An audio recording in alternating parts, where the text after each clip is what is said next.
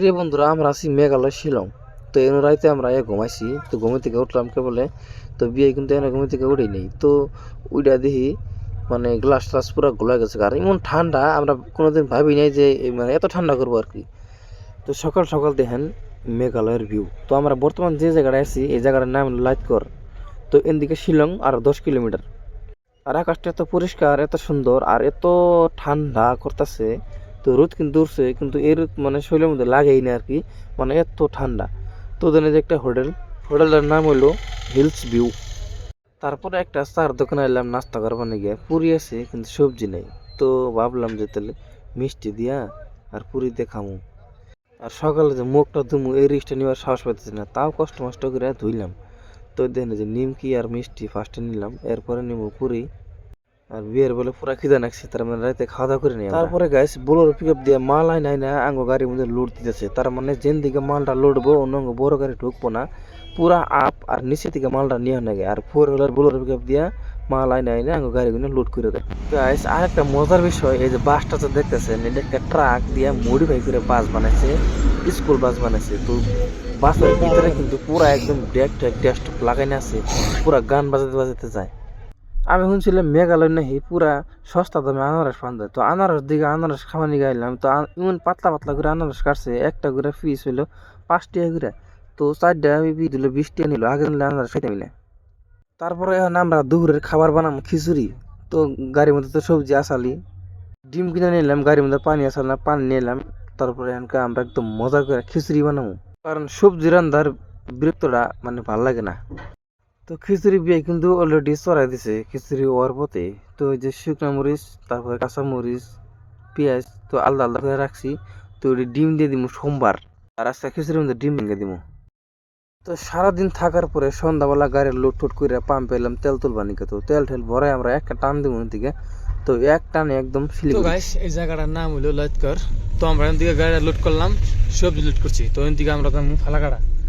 তো সবজি টবজি লোড করে আমরা কিন্তু অলরেডি গাড়ির দিকে ছাড়লাম। তো আমরা রওনা দিছি। আর দেন এই যে রাইতের লাইটকর ভিউ। তো এদিকে শিলং কিন্তু আর 10 কিলোমিটার, শিলং বেশি দূর না এদিকে। এই মেঘালয় মানে এই কারগুলা কিন্তু প্রচলনটা বেশি। আর এই কারগুলা হিলস এরিয়াতে বেশি চলে, কারণ গাড়িগুলো তেলের মাইলেজ খুব ভালো। তো গাইস আমরা 10-12 কিলোমিটার মতো রাস্তা একদম টাউন নেমেছিলাম। টাউন আমরা নামতে পেরেছি। তো নামতে নামতে একটা পাহাড়ের ঝর্ণার একটা দলং পাইলাম। মানে মেঘালয় মানে একা একা রাস্তা বেশি আর কি ভারতের মধ্যে।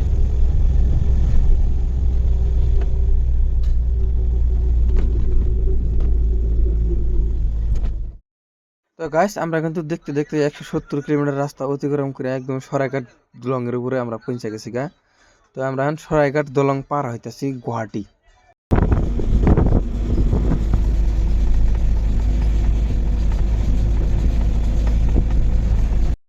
আর এই দৃশ্যটা হলো নলবাড়ির বিশাল বড় একটা রাস মেলা হইতেছে।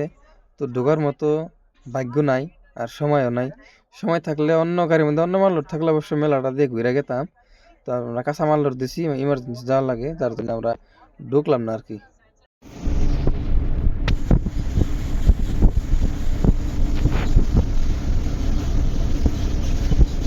অবশেষে গায়ে সকাল গেল আর আমরা সারাত কিন্তু একভাবে গাড়ি এইভাবে টাইনে আছি।